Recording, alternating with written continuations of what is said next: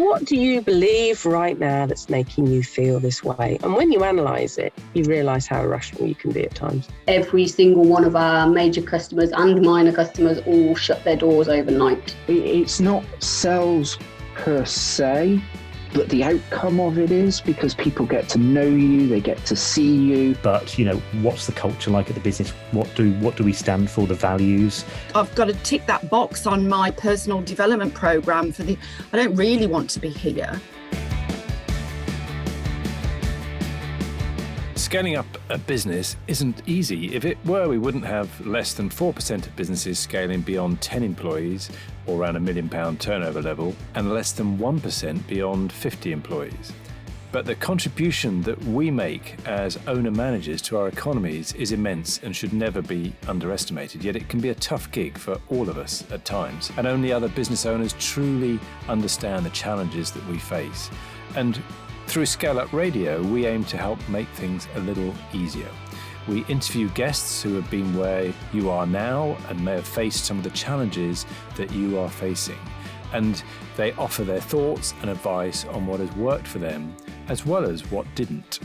And we've also combined many of the lessons from these interviews, and also through working with hundreds of owner managers over the last 10 years or so, into a practical scale-up handbook that we've called the Entrepreneurial Scale-Up System, or ESUS. And it's for owner managers like you and me as we navigate our own scale-up journey.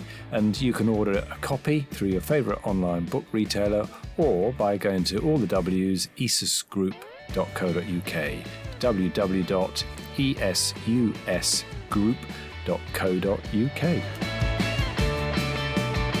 Hello, adventurers, explorers, and welcome to this engaging episode of Scale Up Radio. I'm Granger Forson, www.bizsmart-gloucestershire.co.uk, or find me on LinkedIn. Today, I'm speaking with Jay Clements, the seasoned Managing Director of English Holiday Cruises, a company specialising in unique river cruise experiences. Jay's charismatic Edward Elgar, a liveaboard hotel boat, has been the enchanting setting for many a memorable voyage. In today's conversation, we'll learn about English cruises servicing mainly UK-based passengers, all seeking a distinct adventure experience right here in England. We also learn about their other cruises of medieval towns and the effervescent Champagne region in France. We'll discover how Jay's team manages crises, maintaining exemplary customer experience through the stormiest of situations. Jay's cruise operations have faced many mammoth challenges since they started in 2005, but mostly COVID-19. Join us as he navigates through these choppy waters, recounting how his company successfully sailed back to operation in August of 2020. Listen in as Jay shares his captivating journey from being known as that boat guy among his friends to now helming English Holiday Cruises. Stay tuned as we embark on this insightful exploration of the importance of hiring the right employees, the challenges of finding them, and aligning employees' goals to your company values.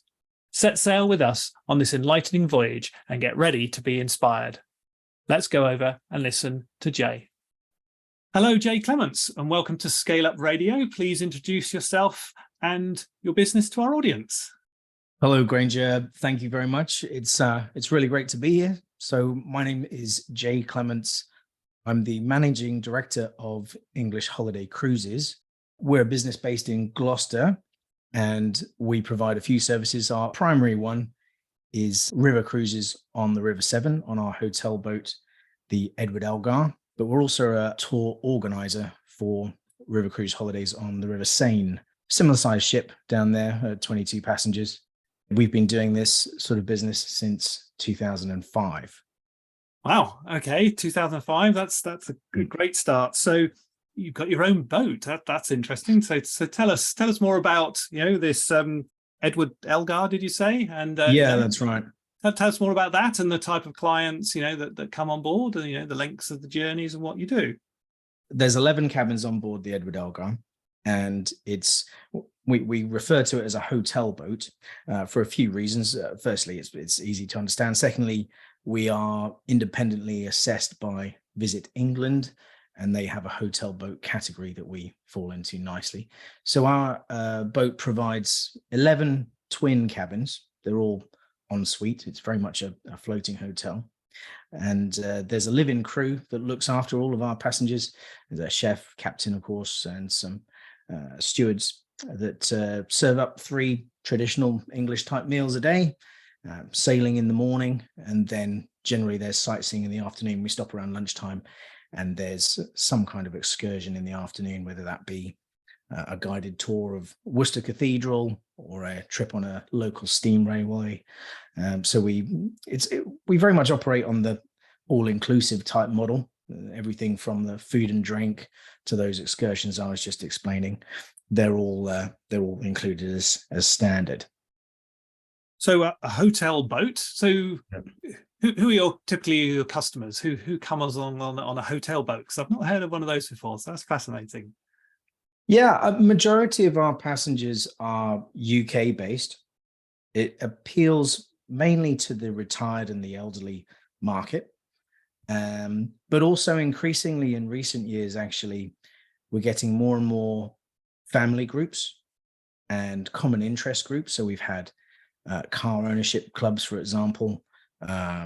We've had various different types of multi-generational holidays is very much a growth area for us. Lots of people have decided that rather than saving their money and leaving it to people, they'd rather spend it on a big event. And we work quite well for that because we go to locations that are of interest to both children and people across age groups. We do all the cooking, we do all the dishes. Nobody has to drive, the bar's on board, that sort of thing. So it works well for that kind of group, and we're really finding that becoming more and more popular of late. But our 90% of our business, our core business, is direct to the sold direct to passengers who are looking for a unique type of experience in England, which is still an adventure, but it's easy, it's accessible, everything's looked after for them. A unique experience. Yeah. So how long are these cruises, in terms of the length of duration of time? Do you go to one and turn around and come back? Are they end to end? How do you organize In England, we for here in Gloucester, we organize everything to be a return cruise. So they start and finish in just near Gloucester's historic docks. We have a new home base facility here where we have parking and a reception area, and everybody boards here and then returns to the same point at the end of the cruise. The most popular cruises, which we run for about 25 weeks a year, are 6 nights long. And there's a different stop each day of one of those cruises. But we also run shorter ones, the beginning and the end of the season in April and October. They can be 2 or 3 nights long. And those are the ones that we're finding people take up for charter for family groups and so on. The cruises in France are done in partnership with another operator, and they are 6 nights long. They depart from Paris, and for 2024, we've got 2 itineraries. One of them is from Paris to a place called Sens, which is our Paris and medieval France cruise. That goes through, starts in Paris, there's cruising through central Paris, departs actually just near the Eiffel Tower, and then heads down the River Seine, stopping at various chateaux and points of interest and medieval towns and things. And then we have our Paris to Epinay cruise, which is again, starts in the same place in Paris, center of Paris, just near the Eiffel Tower, but cruises along the River Seine for a short time and then takes on to the Marne Canal and cruises through the Champagne region. So this is a chance to go to some champagne houses and try the local champagnes. And it finishes in Epinay, and both of those are 6 nights long. So I've got a good understanding now in terms of what it is. I got this concept of a hotel boat. I think that's fantastic. Everything's there provided. It's a cruise, definitely. I can see that. And then it's small and compact in terms of the total number of people that are doing that. Some fantastic locations traveling to and from.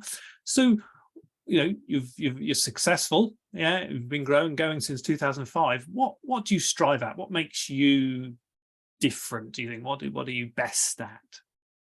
I'd say, we're really good at creating experiences for people that are relaxing and easygoing, and you know what's going to happen next.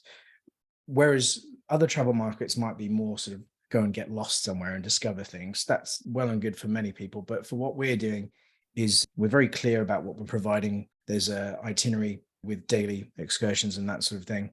We're very reliable and consistent and make sure that we deliver on our promises. We do that through accurate marketing, and we're really consistent with our operational procedures. So I think actually one of the biggest tests for any hospitality business is really how you deal with things when things aren't going quite so well, if something's going wrong.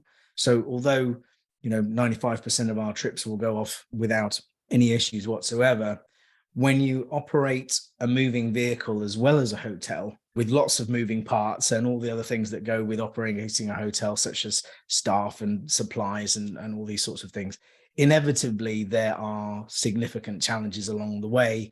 And what we've had to and are now very good at is making sure that we deal with any sort of crisis in the right way, keeping the customer informed in the right way where necessary. But quite often it seems to go off without a hitch, no matter what's going on, and there's nothing that affects the customer experience. So, for example, one of the things that we're quite proud of on our hotel boat, Edward Elgar, is in the last 15 years, we have only lost 2 days of what should have been scheduled sailing to mechanical breakdown of the boat itself. So we move at about 150 days per season. So in well over 2,000 scheduled days of operation, we've only lost 2. Now, that's not to say that we haven't had to deal with repairs and things other than those 2 events, but we've just got good at preparing for those eventualities, and we've got good at managing them in terms of fixing them with them account, but also managing people's expectations in the event of some kind of disruption. So I think I actually think that one of the things that the government got really badly wrong, and during the pandemic, and I was watching constantly shaking my head, is they took everybody on what I'd call an emotional roller coaster. So right up until we were being locked down, maybe a day before a lockdown, they say, no, there's not going to be a lockdown. And then there was. So it goes from everything's fine to everything's really not fine, and then back again. And that's a mistake, I think, in any kind of interaction with people. So we very carefully manage when we have problems, what communications we're putting out, but also we don't want to lie about it. We don't want to withhold crucial information. So, I mean, I've got an example. This isn't exactly a pandemic scale crisis, but anyway, we had a gearbox breakdown on board the boat just as it was coming into a mooring in Worcester on the River Severn. This was a few years ago now, and thankfully the boat's actually driven by 2 engines, so we're able to get it in safely, and the passengers didn't even notice anything really going on. But we still had to fix this problem, and we had less than 24 hours to do it. So the first challenge was that it's not something that we keep in stock. We don't keep a spare gearbox. They're thousands of pounds. And then also they're quite difficult to get. It's a marine gearbox. There's one preferred manufacturer. There's often a waiting list to get one of these things. So before we made any announcement, we were right, let's find one. And thankfully we did. We found one in a warehouse, but it was nearly a 3-hour drive away, and they were closing in just over 3 hours. So it's get on the road quickly. And at this point, the announcement was we've had some issues. We have a small mechanical issue, but we have a plan in place as to how we're going to fix it. And at the moment, we're confident that we're going to be able to sort this out by the morning. So we sort of raised the flag that everything's not 100% fine, but we do have a plan, and we're happy that's going to go ahead. And if that changes, we'll let you know. And I think that this is critical when you actually keep people in the loop in a way where they feel like you're being straight up with them, but you don't need to tell them every single bump in the road, because otherwise that will become this emotional roller coaster, right? So between finding that gearbox and actually fitting it, plenty of other things went wrong. For example, we actually got there after closing time, but the people that were selling to us were so nice, they stuck around because they knew there were a bunch of holidays at stake. And then while we were fitting it, there was an aspect of the new gearbox we accidentally over tightened and slightly cracked. So then we had to take that piece from the old gearbox, because thankfully that wasn't the damage, you know, et cetera, et cetera. But we didn't need to go upstairs and tell the customers, oh, we've broken that bit, but we think we can fix it. You know, there's just no point. So we're very good at providing this incredibly relaxed atmosphere, even when some things in the background aren't actually all that relaxed for us anyway. So managing that. And then, you know, if we don't pull it off, then we're happy to hold our hands up and say, we haven't managed it this time, which is what happened on those 2 days. We apologize, try and put things right, whether that be something extra for next time or whatever it is. So we have a lot of regular customers. We have 30, sometimes 35% repeat or referral customers each season. And I think in large part that's because people see us as a reliable organization, and we treat people in the right way. That's a very high number. That's very good. So give me an understanding, how big a business are you? How many people do you employ? So we have we're a seasonal business, so it varies, but it's between 4 and 9 depending on the time of year. So in that respect, we're actually we're quite a lean business. We're quite lucky that most of our delivery is done between April and October. All of the maintenance is done between November and March, as is the majority of the sales and marketing. So we're able to keep our team relatively small that way. And I'd say another thing that we're good at is actually the way in which we deal with our people and how we recruit. That's something that we've had to become very good at, because if you can imagine, this boat goes away with all of our customers, all of our assets that actually generate any money, with people that we've hired that we can't see every day because they're sometimes quite some way away. So the recruitment process that we have is very detailed and has been refined over a number of years, because they're the ones that are delivering what we set out to do with the experience our customers expect. And do some of those staff, are they the same every year in terms of, you know, they come back for those periods of time, or is it always sort of fairly, you know, what sort of ratio of new people do you take on each year for the season? Yeah, so we tend to find, and I think this is probably this may be similar for other hospitality businesses, but when we've got the right match, when we've got the right people, they stay. I mean, I have a colleague here who has been around only 6 months fewer than me, so this is season 19 for us, and she joined only 6 months after the business was formed, and is still here now. And we have members on board the boat who come back for many seasons. The skipper I had previous to I had a skipper do 7 years, and I've got a stewardess on board at the moment who's in her 3rd season. So yes, we very much get people back. You know, I feel like as long as people have a reasonable level of enthusiasm and some experience, I'm more interested in what people are like as people. I think I can teach people that are willing, that you can teach them anything. We've actually taken quite a few people from complete novices, having never been on board a boat before, up to the level of captain. I've done that with 3 people now. So we invest in people quite heavily if those people are a match and they show the sorts of values that we think are important. Brilliant. Definitely. Well, we're gonna explore that, because finding right people and developing people is a really important one. We'll just come back to that in a moment. Sure. So just a little bit more about the marketplace and trends in the marketplace. Probably very hard during COVID time. I appreciate that. But, you know, since 2005, what's the sort of, you know, do you fill the boat every single season? Do you know where have you got to in terms of, you know, the trends? So up until COVID, we would operate at 98, 99% occupancy year in, year out. And that didn't happen in year 1 or 2, but it certainly did from thereafter. And we made us, our strategy was a steady investment into the vessel so that we could up the quality and the offering of what we were doing. And at the same time, incrementally increasing the price, of course, because we were, and still providing a level of value that people were happy with.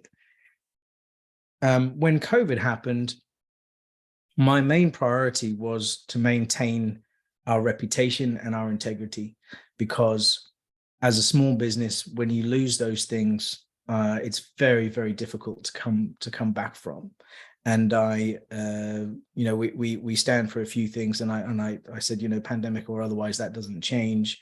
And I didn't agree with some of what the wider travel industry were doing. So only offering credit notes, for example, it's all well and good, perhaps if that's for a young person who fully intends to then go on holiday once it's all over, sort of thing. But our passengers are primarily elderly people.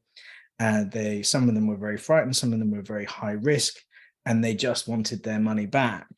And so we drew a line in the sand, which was a guess, because of course the government weren't giving any guidance as to how long it might go on for at the beginning. And we said, everybody up to this date will offer their money back. Everybody after this will talk to them and see what they want to do. So in the early days of the pandemic, we had to give a lot of people their money back, which was the right thing to do. And then as we started to come out of it, we had to think about it very carefully as well. So and that actually linked in with some of my personal life at the same time.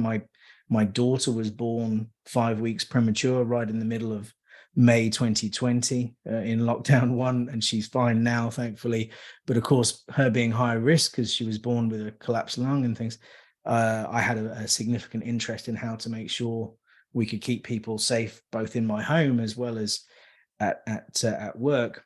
So we put a lot of things in place to do that. Some things actually not recommended initially by the government at the time. Things like extra ventilation was recommended by SAGE, but not actually put out by the government. We did it anyway.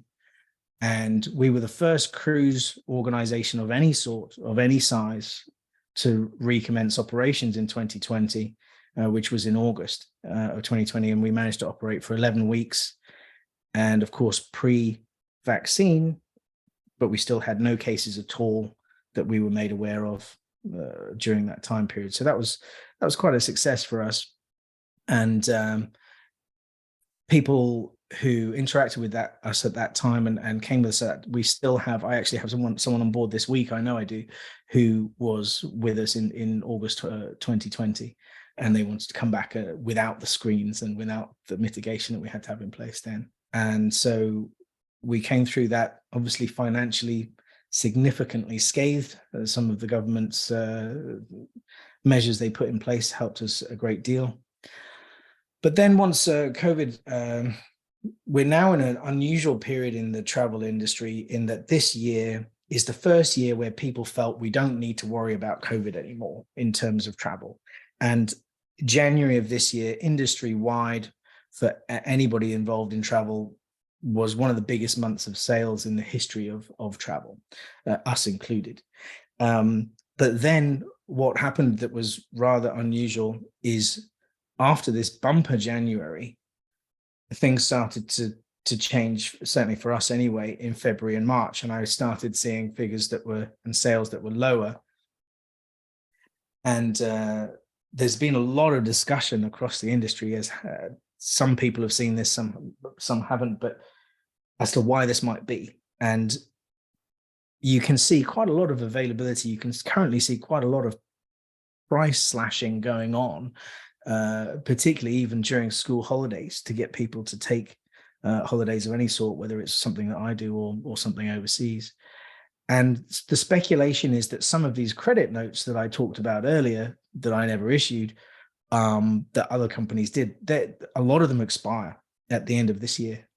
So people need to use them, otherwise they're going to lose that money. So I've I have a lot of conversations with our passengers. I make a point of going on board for at least one meal every week and having conversations with them as to what's going on. And it certainly seems anecdotally there are people who are saying, well, yeah, even if you've got a fantastic deal, I can't come because I'm busy. So we're actually competing for diary space rather than actually competing against other operators, which is a situation we've never been in before. Yeah, interesting. So that's quite unusual. So we have a lot more availability this year than I'm used to. But that being said, we're still managing to keep going, and it is still going well, reasonably well. Yeah. Excellent. Wow, well done for surviving COVID, and also then the next steps in terms of what's coming forward. Yeah. So well, it's 24 that we're particularly looking forward to. Maybe that will be a normal year. Yes, will we ever see normality again, whatever that means? So let's go back to 2005. You said you've been going for 19 seasons. Fantastic. 2005. What was the thing that kicked it all off? Where were you? What were you doing? Yeah. Okay. So I've had to concede with all of my friends. They basically call me the boat guy. It's always been that way. One of my first ever jobs, I was a wakeboarding instructor. I used to be a semi-professional wakeboarder, and that was one of my first jobs at 16 years old. And but then after I came back to the UK, I was working in budget travel for a while. So it was backpacker type travel, where I was a guide in Europe, taking people around on the train system and booking them into hostels, taking them on walking tours, showing them places and that sort of thing. And when I came back from that, I was working in Walton-on-Thames, on the banks of the Thames there, and somebody pulled up with this houseboat for sale. And I was desperate to get out of the house at this time because I was living with my parents, and he showed me around this houseboat, and it was relatively inexpensive, and I thought, wow, this is really great. But then I started looking. I discovered websites where you see boat listings for sale, and I found this fantastic boat that slept 16. It was quite an old boat. It had this big traditional hand carved bar in it, and I thought this would be a great idea to take budget travelers on the Thames on some kind of tour. So that was my idea. And went to see a bank, got pretty much laughed out of the door. And he said, well, go get yourself a real job for 5 years, and then we'll come back and have another conversation. So I went off and I was doing that. And then the business that we operate now, it came up for sale because it was a going concern. My parents were working they'd started a business in interior design that they weren't enjoying very much. And I'd talked nothing about boats, nothing but boats, for 6 months or so with this idea. And when this advert came up, my father passed it across the breakfast table and said, we should look into this. I said, well, that's well out of my what I can do, because I was 23 at the time. And he said, well, let's look at it. I'm interested.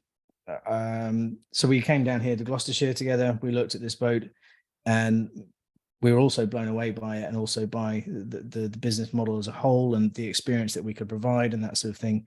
We went straight into it, and we took it on in November 2004, with our first season being 2005. So it's a family business. We've worked together ever since, from day one. And it's been there was a very steep learning curve in the first few years, but we're very happy with where we are now. So give us some thought. What have you learned then over the last 19 seasons in terms of key business advice? And you said you had a steep learning curve. Obviously, that's not just the industry in terms of running a business. Some key thoughts of went right and maybe what didn't go right and go so well in running a business.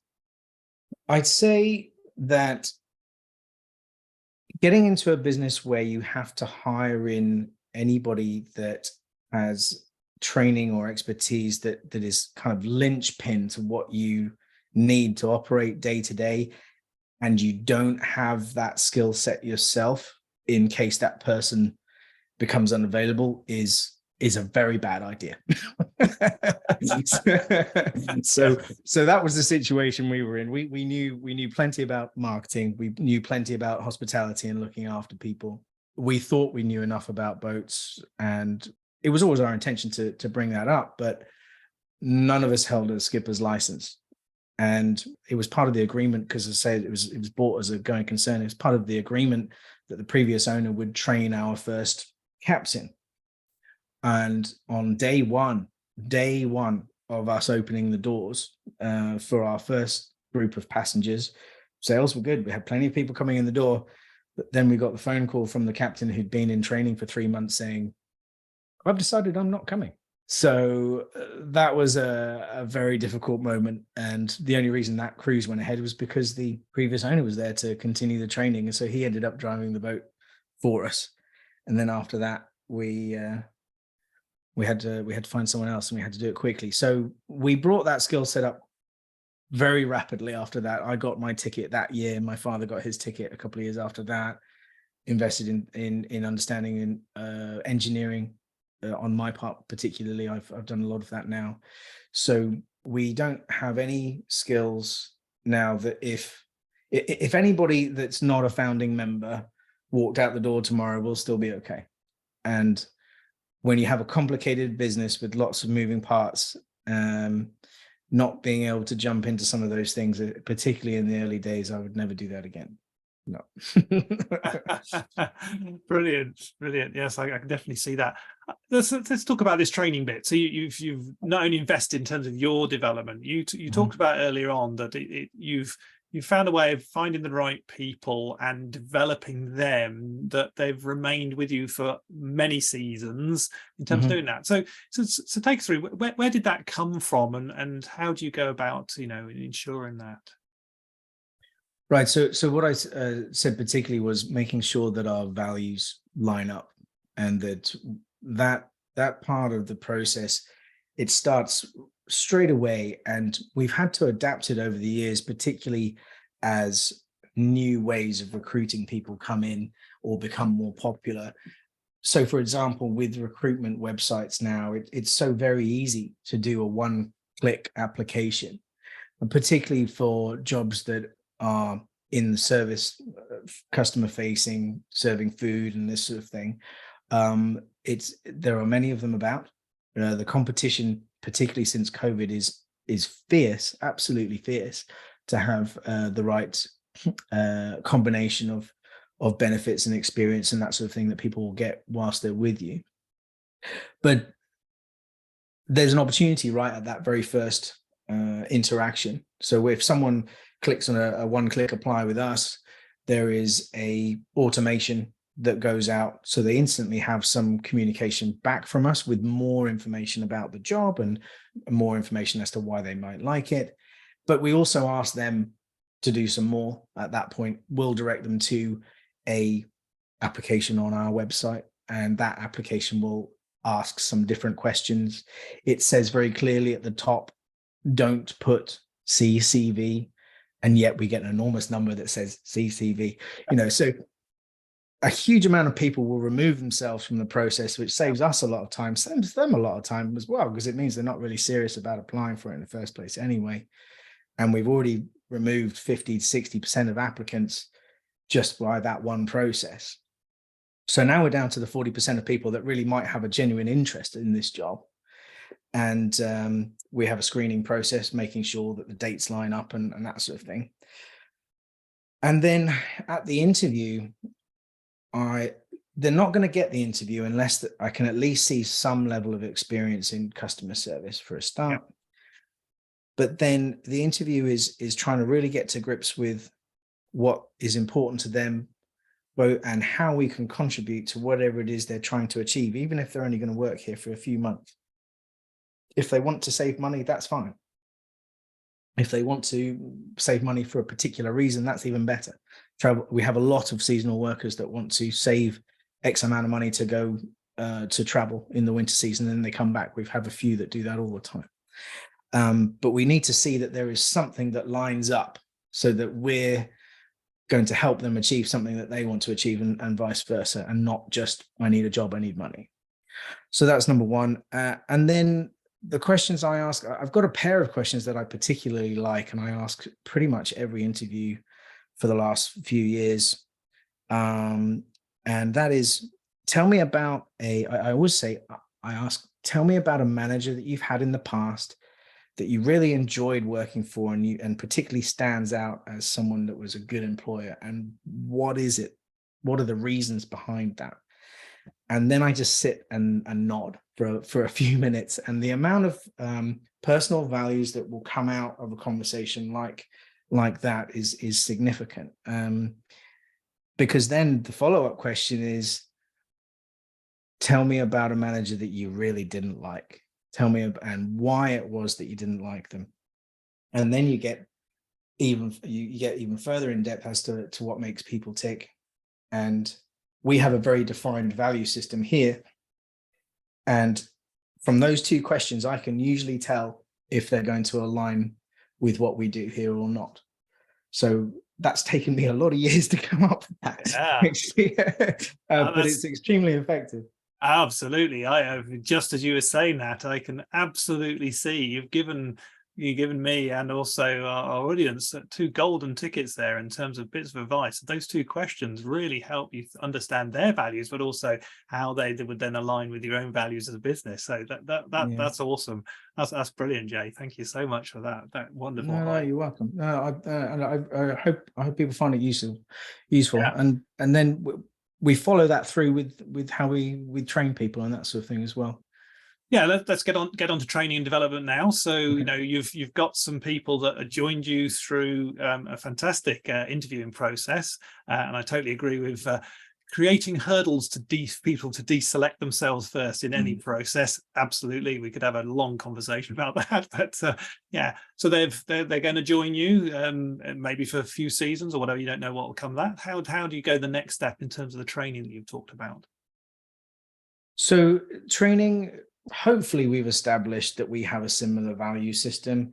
I think some of the techniques like the ones I've just told you about mean that the number of mishires goes down significantly. You can never avoid it entirely, but once we get to the training room a week before the season starts, we're hopefully mostly on the same page, and then it's time to go into it in more depth. And I do that in a couple of ways.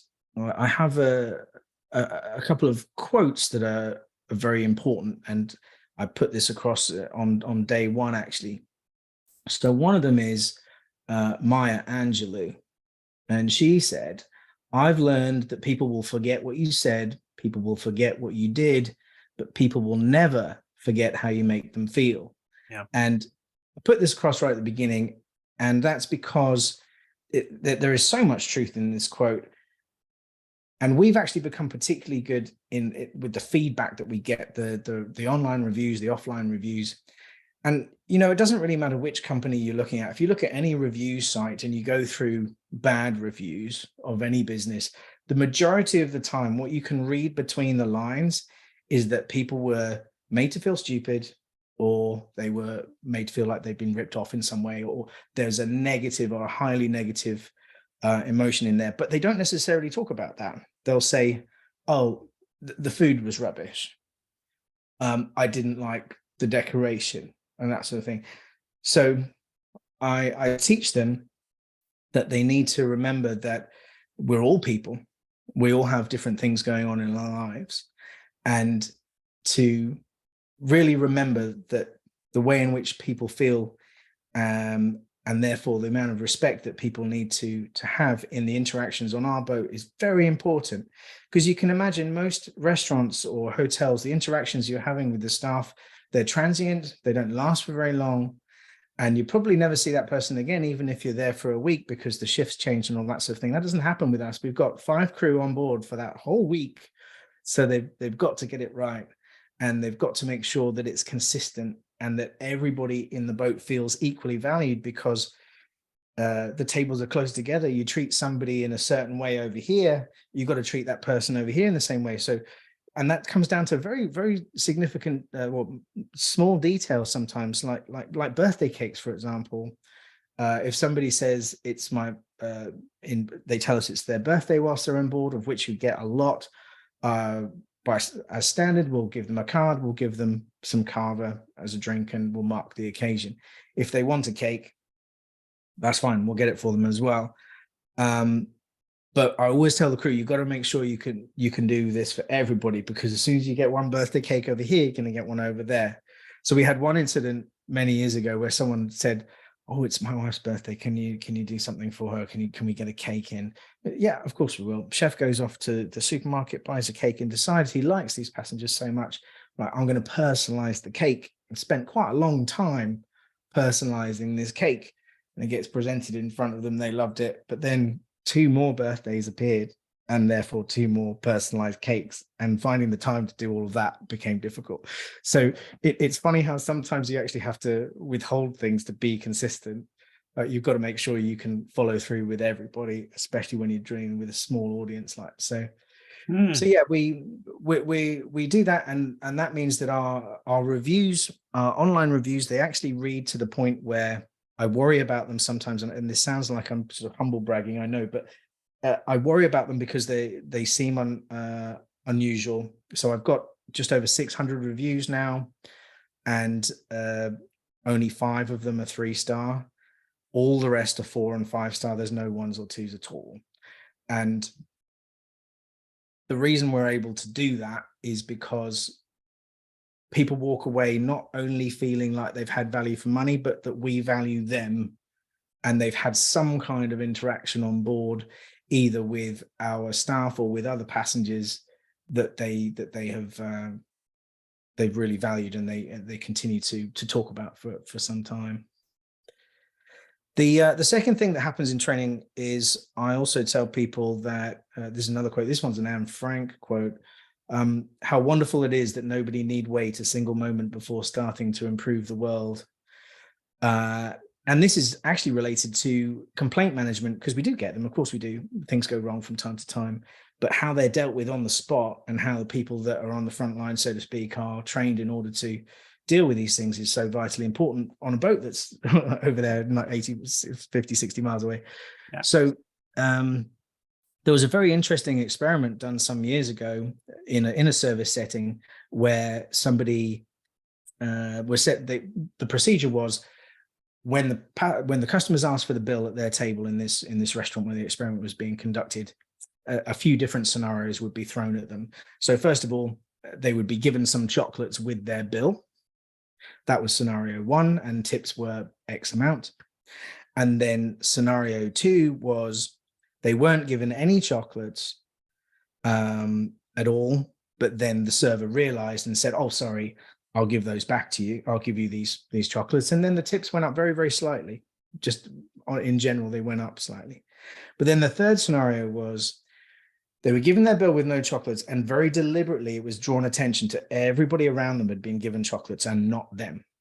So it would cause a complaint. "Excuse me, why don't we get chocolates?" And then the reaction of the server being, "I'm really sorry about that," and then to give them slightly more chocolates than anybody else, was the biggest tipping bracket in this experiment very consistently. So if you make a mistake, it is an opportunity. And I teach this right on day 1. It is an opportunity to make things right. And it's an opportunity to actually get longer term business, because people have seen that you make a mistake from time to time. We're all human beings, but you put it right in the right way, with respect, and people will love you for it. Yeah. Wow.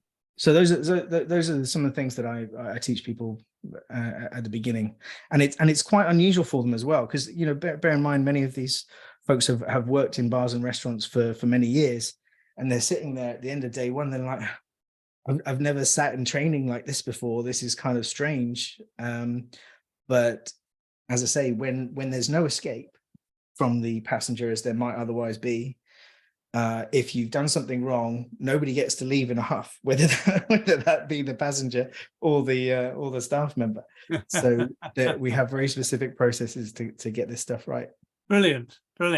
Well, we're getting towards the end now, so in terms of time wise. So one final question before we sum up. I'm just interested, if I was to give you a magic wand, what would you change about the industry? What really frustrates you that you would try and tackle? Gosh, we have to have a lot of processes in travel because it's a highly regulated industry. And that's absolutely the right thing to do, because it is for the benefit to protect not only the consumer, but sometimes to protect the business from wrongful type complaints from the consumer. But with that being said, it's sometimes rather daunting, I think, for the amount of terms and conditions that need to be supplied to the consumer when you are selling a travel product. Our terms and conditions are as lengthy as anyone else's. And when you actually read them, you can see the majority of what's in there is to protect the consumer first and foremost. But there is little understanding of this in the market. And I think that terms and conditions often get cast aside. So what I try and do is I try and draw attention to the really key important ones at the point of sale in a way that's positive, that doesn't affect the transaction. But at the same time, there are certain things that I think are very important for consumers to understand right at the beginning.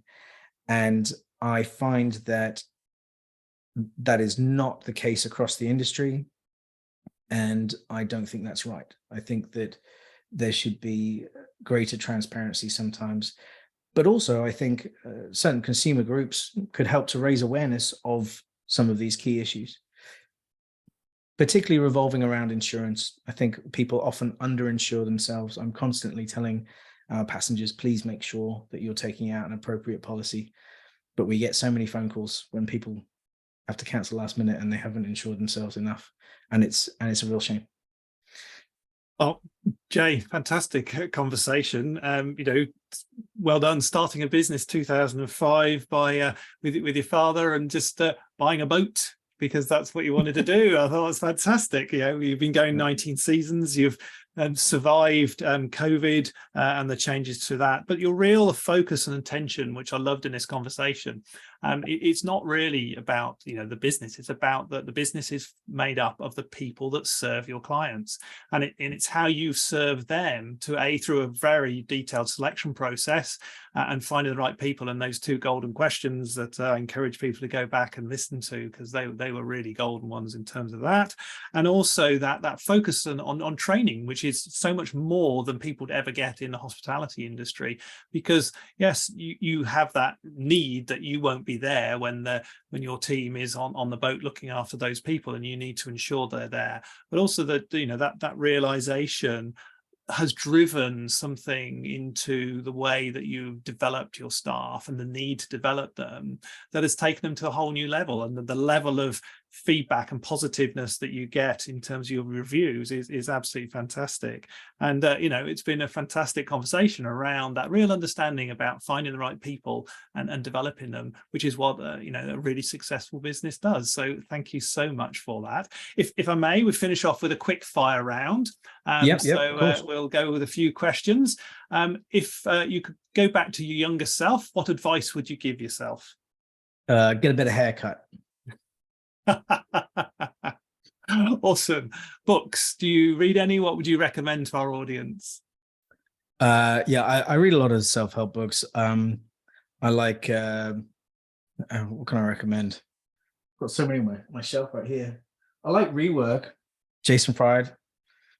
Yeah, that's a good one. If you're trying to get less bogged down day to day what you're doing, focus on the important things, that's a really good one. Brilliant. Podcasts, do you listen to any? Do you recommend any? The only sort of podcasts I tend to listen to are personal entertainment, just my own entertainment. I like Joe Rogan. I'm a fan of his, but otherwise, no, I don't listen to a lot of them. Okay, onto your phone, your mobile phone. In terms of, are there any apps that make a real difference for you? Yes, the apps that I use all the time are really widely available ones. I'm more and more a fan of Microsoft To Do. I mean, it integrates across Outlook and all that sort of thing, and it just makes it really easy for me to take notes on my phone, not forget anything, flag emails and that sort of thing. So I like that one a lot.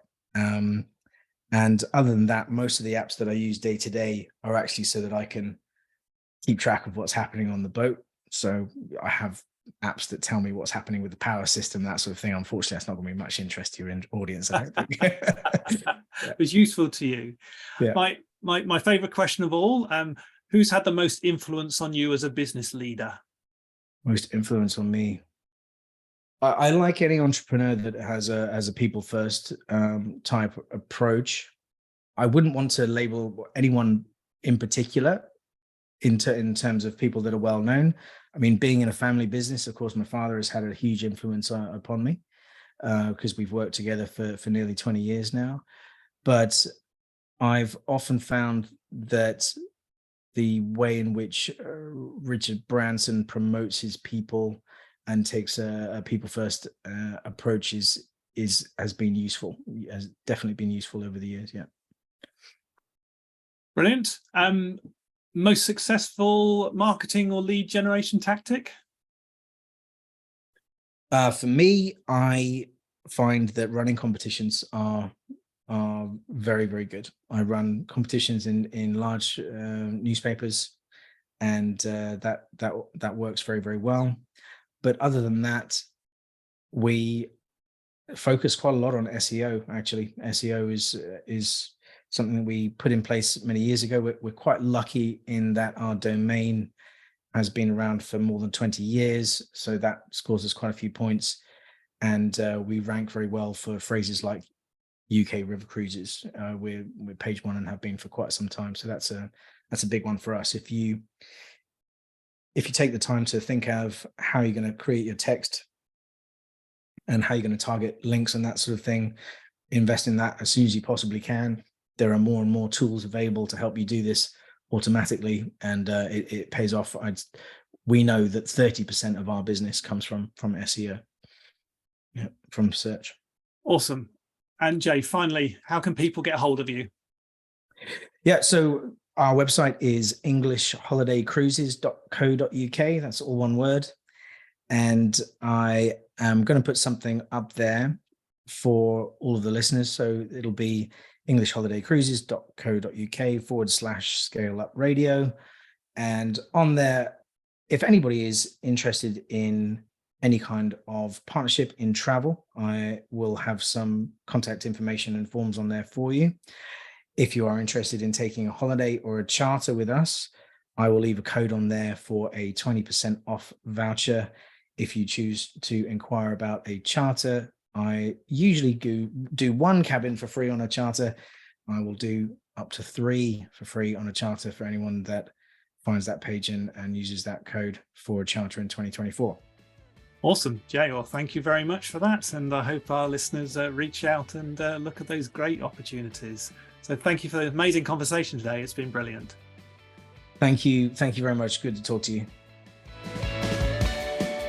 I hope you enjoyed that discussion, and if you're building and scaling your own business, you might well be interested in our book, The Entrepreneurial Scale-Up System. And it's exactly what it says on the tin. It's a practical handbook around scaling a business in a structured way. And you can order a copy on all your favorite online retailers, including an audio version, or you can find it and other supporting resources on our website, www.esusgroup.co.uk. That's esusgroup.co.uk, which is esusgroup.co.uk.